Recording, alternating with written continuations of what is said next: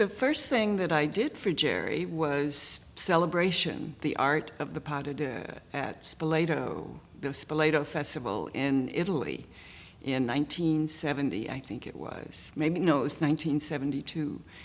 And for me, it was tremendously exciting to be working with Jerome Robbins, to be working with Ruben Tarartunian, and to be working with all these fantastic dancers, 5 pas de deux couples.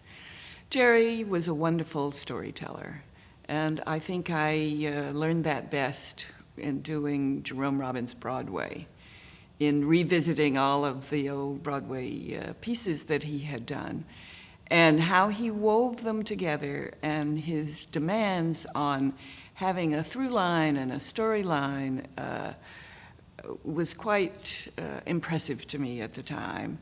Jerry Robbins, as director, controlled every single aspect of every single thing that he ever did, I think.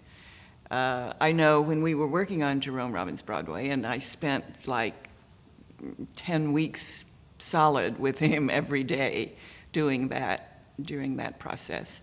And at the time, first he would go into detail about the light, then he would go into detail about the costumes, then he would go into detail about the scenery.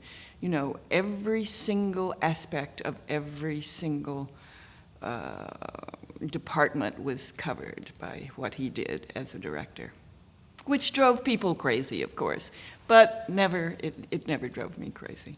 To see his growth, that to me showed me sort of the growth of American musical theater, actually. Jerry's eye has influenced my eye over the years.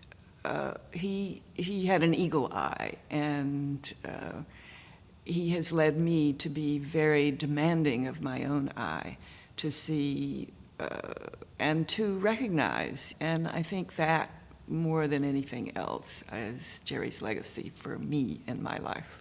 The one thing, in his later years, he had a bright red sweater, and in going to the New York State Theater to work, he would sit in the rows in front, and when the house lights were on, there was that red sweater sitting in the theater, and I still see it today. Whenever I'm there, his sweater, his spirit is there guiding me.